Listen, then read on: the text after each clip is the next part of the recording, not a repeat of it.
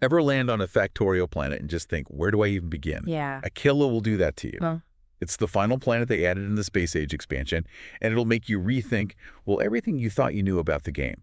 Frozen factories, stars in the daytime. It's Factorio, but not as you know it. what's wild is how Aquilo takes what we know, that core gameplay loop of Factorio, and just flips it on its head. Be ready to unlearn some serious habits, the ones you don't even realize you have. Okay, so for anyone listening who hasn't gotten sucked into Factorio yet, picture this. You're building these crazy complex factories, right? Mhm. But the goal is to launch a rocket, a whole rocket, into space. That's Factorio in a nutshell. Right. But here's the thing about Aquilo. It's not just what you build, it's where you build it. Because you're starting on this tiny, and I mean tiny iceberg, surrounded by this huge ammonia ocean. An ocean of ammonia, that's what you get. No forests, no ore patches, just sitting there waiting. Mhm. Just ice, a whole lot of questions, and this overwhelming feeling of, how am I even going to power the first smelter? And that's the beauty of it, that feeling, that constraint, that's where the creativity comes in. It forces you to really think differently about every single stage of your factory, from the very first screw you place. The source material really digs into this idea of an ice platform. Mm. Like you're not just mining for materials anymore. You're mining them to expand where you can even... It's like the game saying, welcome to Aquilo. Now go make your own land, buddy. It adds a whole other layer to resource management. Space itself, actual real estate on the planet, it's a resource now. Every time you need to expand, you better have thought it through. Running out of space later, that could be game over. And the visuals. Imagine this sprawling factory, pipes and all. But it's encased in ice. It's gorgeous. They hand-painted the frozen machinery effects, if you can believe that. Speaks to their attention to detail. They wanted to nail that atmosphere. Speaking of atmosphere, get this. Even warmth is a resource you have to manage on Aquilo. It's Factorio, but with HVAC systems. Because if your machines get too cold, they freeze solid. No more production for you. Yeah. They added heating towers to burn fuel and generate heat, but that's a whole other thing to keep track of. And then you've got heat pipes. Wait, so on top of belts and bots and trying not to get eaten by whatever those things are called, I have to worry about heat distribution too. This is insane. Like electrical wiring, but for warmth? Got to place those pipes strategically to keep everything running. Placement is more crucial than ever.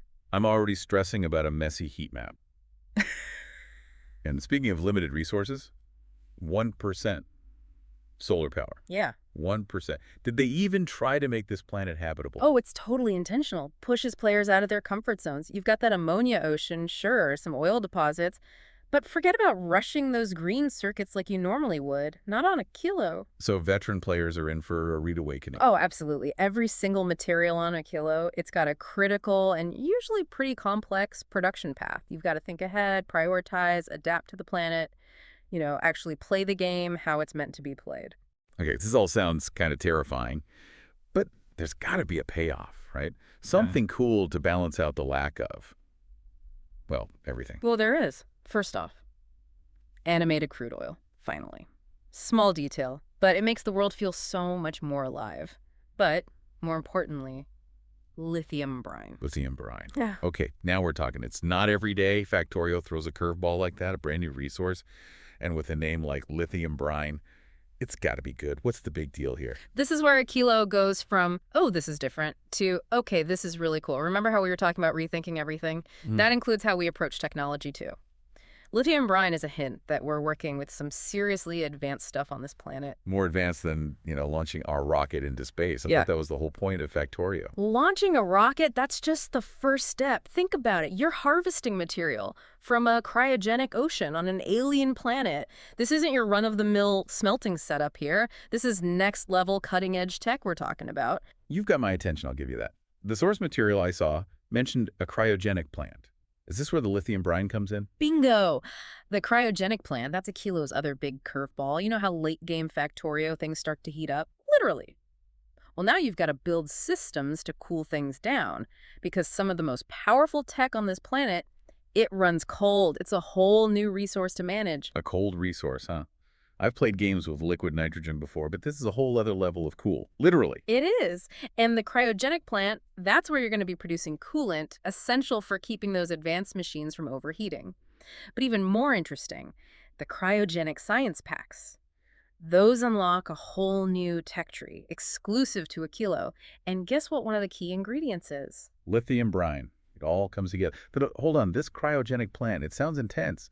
The source mentioned it's huge. Massive. 5 by 5 and with 8 module slots. This thing's a monster, even for Factorio. It's the game telling you, okay, now things are getting serious. 8 module slots. Okay, for our listeners who don't know Factorio, that is a lot. Like a lot, a lot. That's a whole lot of room for optimization. Oh, yeah. The efficiency fiends are going to go nuts for this one. Nuts. Here. And the design. What's it look like? Oh, man, it's incredible. Really imposing with all these pipes and tubes, and it's all glowing with this eerie, pale turquoise light, like something out of a sci-fi movie, you know? Okay, I'm equal parts terrified and completely in awe. Yeah. But back to the tech tree for a sec. The source I saw mentioned something about quantum processors being involved somewhere down the line. Yeah. What are those all about? Quantum processors. Now we're talking about some really high-end stuff. The fact that they even mention those in the context of a kilo, well, makes you think. Like, these resources you're gathering here, these technologies you're developing, they're going to be vital for the rest of the space age expansion. So it's not just about surviving on a kilo, it's about using it. Using what you find to build here to unlock even bigger and better things out there in space. Exactly. And this is where things get really, really interesting. Tell me you're not tempted to spoil it, because I am this close to firing up the game right now. We've got cryogenic oceans, factories encased in ice, quantum processors. What else could they possibly throw at us? Well, remember that lithium brine we were talking about? Turns out it's not just for batteries or science packs. It's also the key ingredient in a weapon so powerful, so devastating, it makes you rethink what you might be up against on this frozen world. This weapon, it's called the railgun. A railgun. Oh! Okay, we went from 0 to 60 real quick. Yeah. This thing, it's got to be good, right? We're not talking about some little pea shooter here. No. This makes all the usual Factorio defenses look like water guns. We're talking 40 tile range, continuous damage. Whatever you run into on a kilo, they better bring back up. You know what they say, if violence is the question, you haven't brought enough DACA. Mm-hmm. But seriously, this railgun, it sounds like a whole different ballgame. What's that tell us about a kilo, about how we're supposed to play? Defense. A kilo is all about defense. Remember early game? When you were placing walls one by one, praying they held back those little biters. Oh, yeah. The good old days. Yeah, well, forget about that. A kilo throws you in the deep end right away, and the railgun, well, that's you saying, all right, maybe I'm the one you should be scared of. Classic Factorio. Turns scarcity into overwhelming force. But this time, it's not walls, it's not turrets, it's weaponized lithium brine, all powered by a frozen factory. Love it. And that's what's so brilliant about how they designed a kilo. Familiar mechanics, right? But they're warped around this harsh, brutal environment. The core gameplay's there, but it's been taken to a whole other level. Like they took everything we knew about Factorio, threw in a what if it was frozen, and then just to top it all off, handed us a railgun. I'm sold. But before we get too carried away, we've been talking about a kilo, but there's a whole expansion here. What about the other planets in space age? And that's the exciting part. Right. A kilo is just one piece of a much bigger picture. If they're doing this with one planet, imagine the surprises waiting on the others. Giant space lasers, alien artifacts, maybe some self-aware coffee machines that demand we optimize their caffeine delivery. Okay, maybe not that last one, but the possibilities are endless. Maybe not the coffee machines, no. But you've hit the nail on the head. Each planet is probably going to have its own unique challenges, its own resources. We're going to have to adapt, rethink our strategies, rediscover Factorio all over again. Exactly. Just when you think you've mastered the megabase, space age is like, oh, you think you're clever? Now do it on a volcanic moon with an atmosphere of pure sulfur. Now that's a thrilling thought, isn't it? To go out there to the unknown, armed with our wits, robotic arm, and enough automation to make a supercomputer jealous. A kilo gave us a taste, but it's clear, space age, this is shaping up to be something truly special. The most ambitious, the most exciting expansion Factorio has ever seen. Well said. And on that note, I think it's time we fired up our own factories and got ready for launch. Who knows what's waiting for us out there among the stars? Wonders, terrors. I guess there's only one way to find out. But one thing's for sure, it's going to be a heck of a ride. Indeed. Until next time, happy engineering.